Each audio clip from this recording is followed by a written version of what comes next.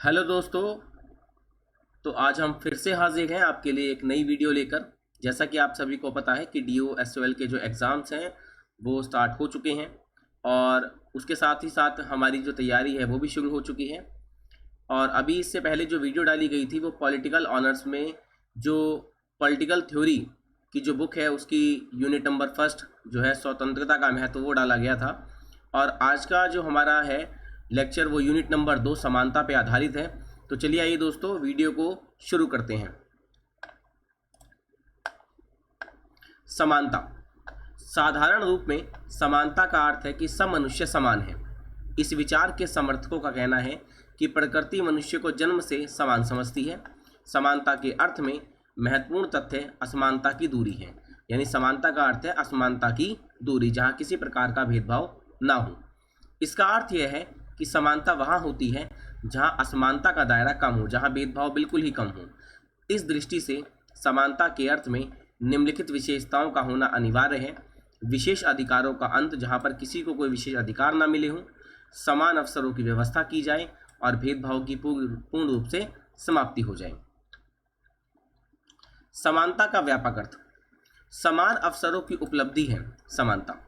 समान व्यवहार की व्यवस्था है समानता, तथा विशेष अधिकारों का अभाव भी है समानता। समानता के व्यापक और युक्ति संगत सही अर्थ से संबंधित निम्नलिखित परिभाषाएं दी जा सकती हैं। समानता को लेकर यहाँ पे हम विभिन्न परिभाषाओं के बारे में जान सकते हैं। जैसे कि समानता का अर्थ है कि अधिकारों के रूप में जो सुविधाएं मुझे उपलब्ध हैं वैसी ही और उतनी ही सुविधाएं दूसरों को भी प्राप्त हो, तथा दूसरों को जो अधिकार प्रदान किए गए हैं वह मुझे भी अवश्य दिए जाएं। लॉस्की के शब्दों में समानता का अर्थ यह नहीं है कि प्रत्येक व्यक्ति के साथ एक जैसा व्यवहार हो अथवा प्रत्येक व्यक्ति को समान वेतन मिले। यदि ईंट ढोने वाले का वेतन एक गणितज्ञ, एक मैथमेटिशियन तथा एक वैज्ञानिक के समान कर दिया जाए तो समाज का उद्देश्य ही नष्ट हो जाएगा। क्योंकि एक गणितज्ञ और एक वैज्ञानिक जो है योग्यता के आधार पर इस पद पर पहुंचे हैं, और ईंट ढोने वाला अपने जो उसकी कार्य क्षमता है वो उसके आधार पे वेतन पा रहा है, जबकि गणितज्ञ या वैज्ञानिक अपनी योग्यता के आधार पर वेतन पा रहे हैं। अगर हम दोनों इन सभी का वेतन एक जैसा कर देंगे तो समाज का उद्देश्य ही नष्ट हो जाएगा। समानता के व्यापक अर्थ में समानता से संबंधित निम्नलिखित मुख्य विशेषताएं होनी आवश्यक हैं। असमानता में लगातार कमी आना, समान अवसरों की उपलब्धि मिलना, विशेष अधिकारों की व्यवस्था का अभाव कमी करना, उसका अंत करना, और सब लोगों की न्यूनतम कम से कम आवश्यकताओं की पूर्ति करना।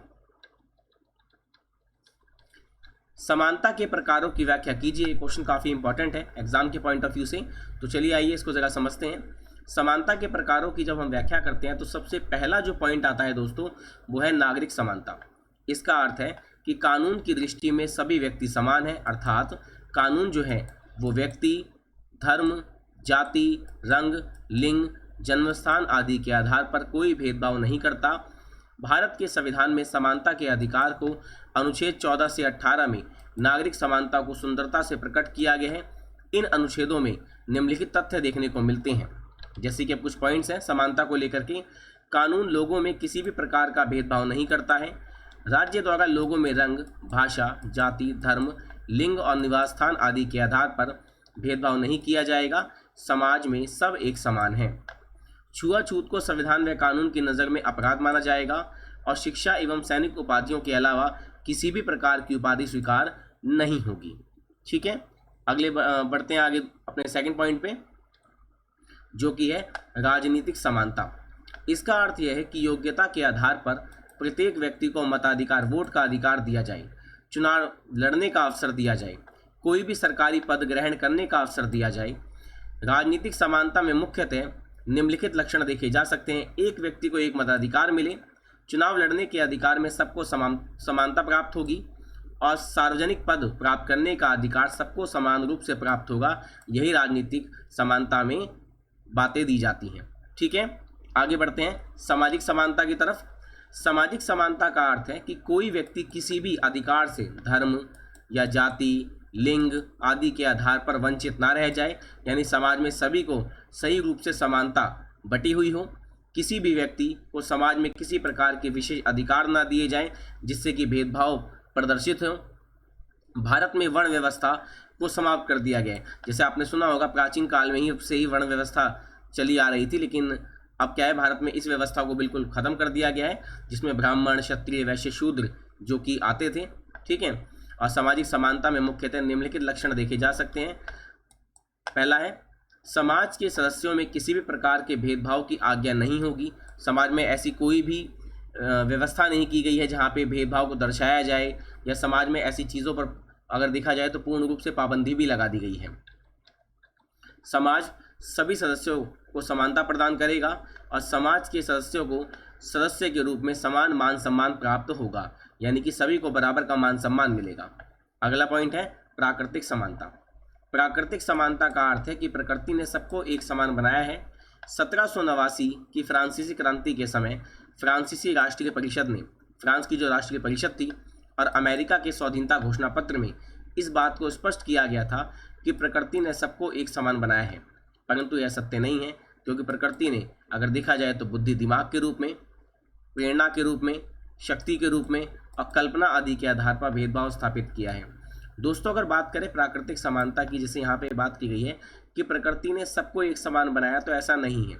भले ही हम इंसान हैं, प्रकृति ने सबको एक जैसा रंग रूप में, भले ही एक जैसा जो है आकार दिया है, ठीक है, लेकिन अगर देखा जाए तो बुद्धि सबकी एक जैसी नहीं है, प्रेरणा शक्ति एक जैसी नहीं है, कल्पना ये सब एक जैसी नहीं है।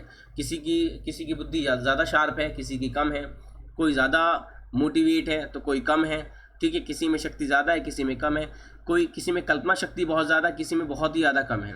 तो प्रकृति ने हर तरीके से जो है इंसानों में भी किसी ना किसी रूप में जो है क्या करा है, उनको उनमें अंतर किया है, ठीक है ना। आगे बढ़ते हैं आर्थिक समानता की तरफ। इसका मुख्य उद्देश्य है आर्थिक विषमता अंतर को दूर करना है। मनुष्य की न्यूनतम छोटी से छोटी आवश्यकताओं की पूर्ति होनी चाहिए। लॉस्की के अनुसार प्रत्येक व्यक्ति को आर्थिक सुरक्षा मिलनी चाहिए।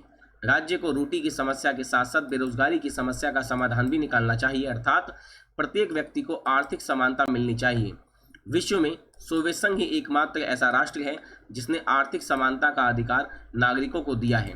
आर्थिक समानता में मुख्यतः निम्नलिखित विशेषताएं बताई जाती हैं। पहला, समाज में सभी नागरिकों को आर्थिक समानता के लिए आर्थिक विषमताओं को, अंतरों को दूर किया जाएगा। अगर समाज में आर्थिक समानता लानी है तो पहले आर्थिक जो विषमता अंतर है उनको दूर किया जाएगा। लोगों को आर्थिक शोषण का शिकार नहीं होना पड़ेगा और सबकी मूल छोटी आवश्यकताओं या छोटी से छोटी जो ज़रूरतें हैं उनकी पूर्ति के लिए प्रयास किए जाएंगे, ठीक है। आगे बढ़ते हैं, समानता की प्रमुख विशेषताओं के बारे में बताइए, ये अगला क्वेश्चन है। तो अगर समानता की विशेषताओं के बारे में हम चर्चा करें तो देखते हैं कि समानता जो है, समानता की एक मिनट, हाँ, समानता की एक प्रमुख विशेषता है कि विशेष अधिकारों की कमी। समाज में कोई भी ऐसा वर्ग ना हो जिसको कुछ विशेष अधिकार मिले हो, बाकियों को नहीं मिले हो, तो ऐसे अधिकारों का जो है क्या करा गया, इनको खत्म कर दिया गया। ऐसी कोई अधिकार किसी को नहीं दिए गए हैं। इसका अर्थ यह है कि समाज में किसी वर्ग को विशेष रूप से अधिकार प्राप्त नहीं होते हैं। किसी भी मनुष्य को धर्म के आधार पर, लिंग, जाति, संपत्ति के आधार पर विशेष अधिकार सुविधाओं की प्राप्ति ना होना है। समानता और स्वतंत्रता दोनों एक दूसरे के साथ जुड़े हुए हैं। इन दोनों का मुख्य कार्य मनुष्य का विकास करना है। समानता के बिना स्वतंत्रता या स्वतंत्रता के बिना समानता का होना असंभव है। यह एक दूसरे को पूरा करती है, यानी एक दूसरे के पूरक हैं।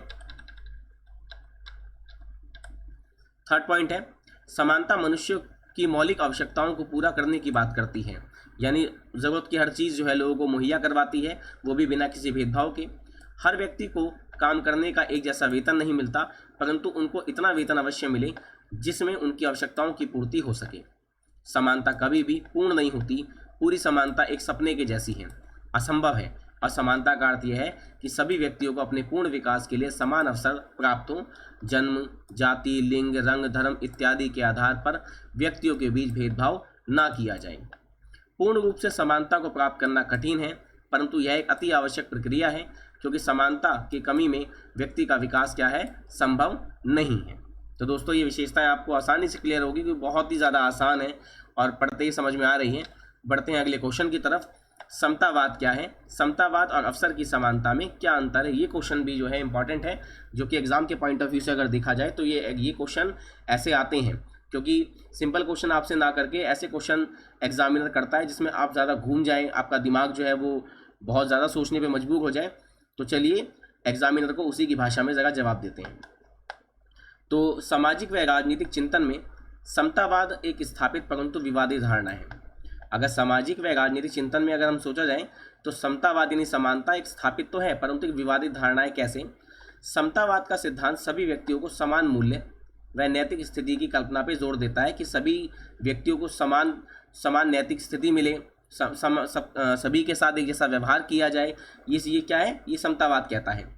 समतावाद ऐसी व्यवस्था का समर्थन करता है जिसमें संपन्न और समर्थ व्यक्तियों के साथ कमजोर, निर्धन व वंचित व्यक्तियों को भी विकास के लिए उपयुक्त सही अवसर व अनुकूल परिस्थितियां प्राप्त हो सके। तो यहाँ पे आपने पॉइंट को ध्यान से सुना होगा।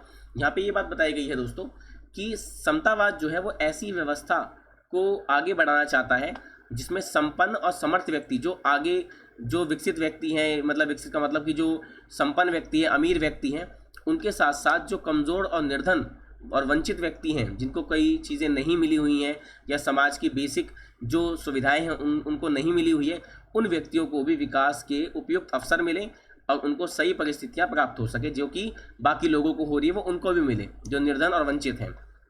वह दावा करते हैं क्या कि जिस समाज में भाग्यहीन वंचित मनुष्य दुख में अस्वस्थ जीवन जीने को मजबूर हों, जिस समाज में ऐसे लोग हों जो दुखी हो रहे हों, अस्वस्थ जीवन जी रहे हों और मजबूर हों, उसमें भाग्यशाली संपन्न लोगों को व्यक्तिगत उन्नति व सुख समृद्धि पाने की असीम स्वतंत्रता नहीं दी जा सकती है। मतलब अब उसी समाज में हम ऐसे लोगों को आगे बढ़ने नहीं दे सकते हैं जो ज़्यादा समृद्ध हैं, तो उनको अगर हम स्वतंत्रता दे रहे हैं, ठीक है, तो वो बिल्कुल बेकार है, क्योंकि उसी समाज में ऐसे भी लोग रह रहे हैं जो क्या है, दुखी हैं, अस्वस्थ हैं और बिल्कुल ही खराब जीवन जीने को मजबूर हैं। तो ऐसे समाज में हम संपन्न व्यक्तियों को असीमित स्वतंत्रता नहीं दे सकते। इसीलिए समतावाद स्वतंत्रता और समानता में सामंजस्य, मेल मिलाप स्थापित करना चाहता है, सबको एक साथ जोड़ना चाहता है।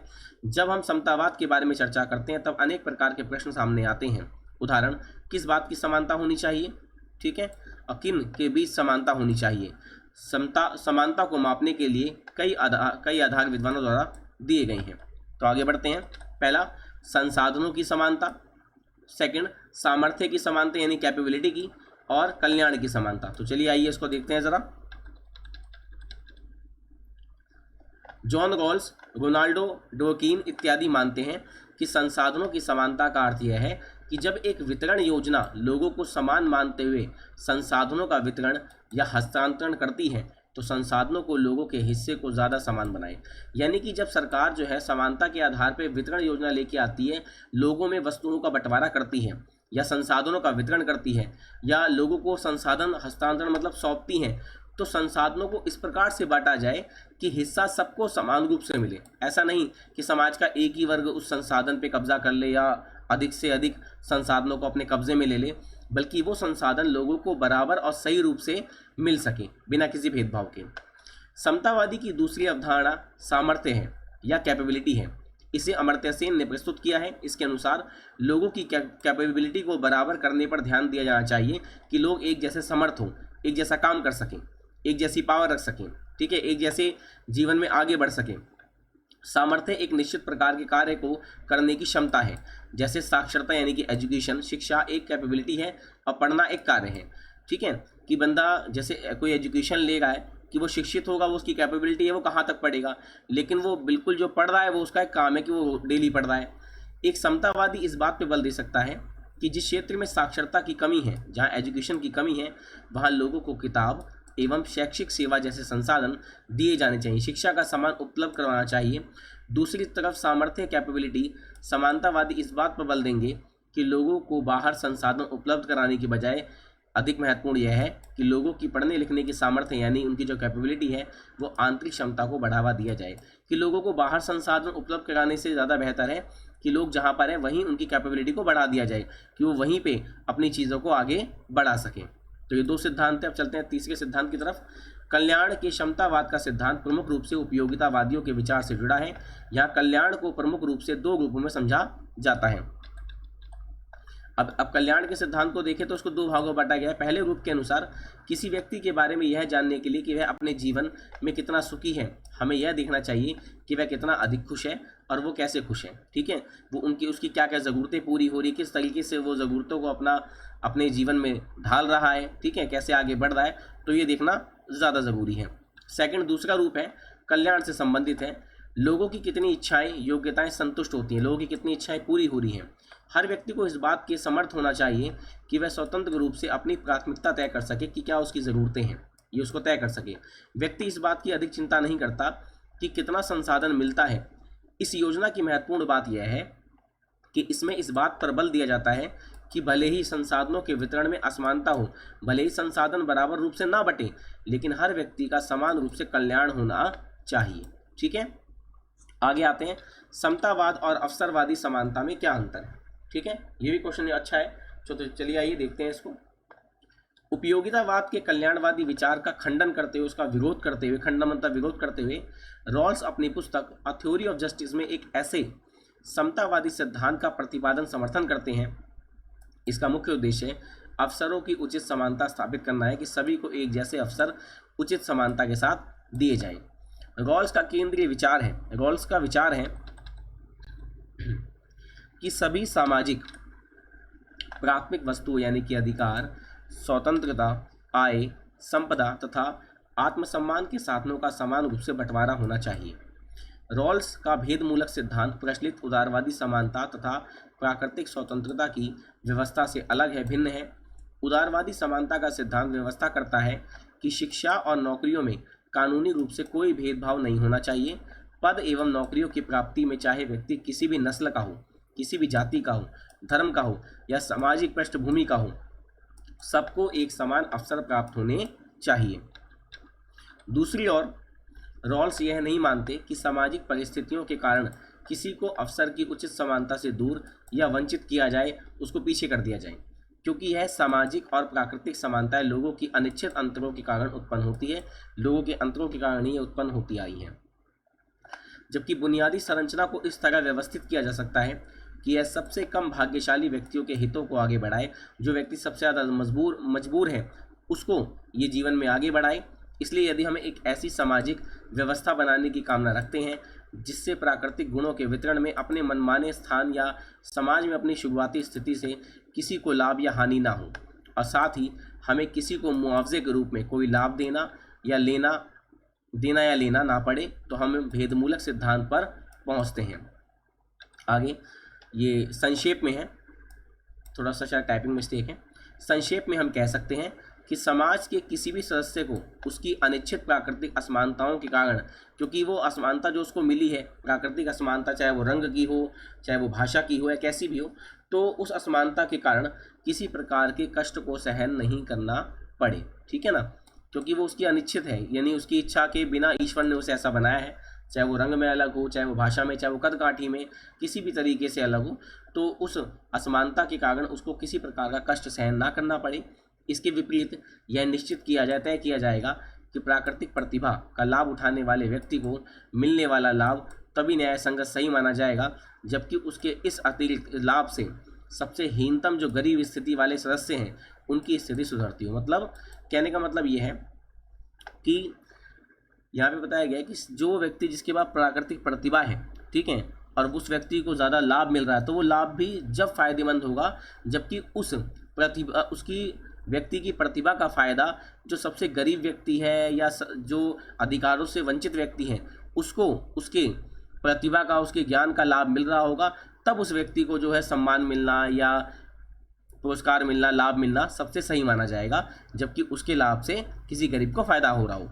इसी कारण से रॉल्स की समानता के प्रति दृष्टिकोण का परीक्षण करते हुए हम भेदमूलक सिद्धांत पर पहुंचते हैं। और दोस्तों ये जो क्वेश्चन है भेदमूलक सिद्धांत वाला जो लास्ट में मैंने आपको पढ़ाया है, ये बहुत ही ज़्यादा इंपॉर्टेंट है। ठीक है, तो ये जो टॉपिक था बहुत ही छोटा सा था समानता का, और मैं उम्मीद करता हूँ कि आपको आसानी से ये समझ में आ भी गया होगा। ठीक है, तो अब आपसे मिलते हैं अगली यूनिट में जो कि 3rd यूनिट है, तो उसके बारे में चर्चा हम करेंगे अगली वीडियो में। तब तक के लिए हमें जगह जाने की इजाज़त दीजिए।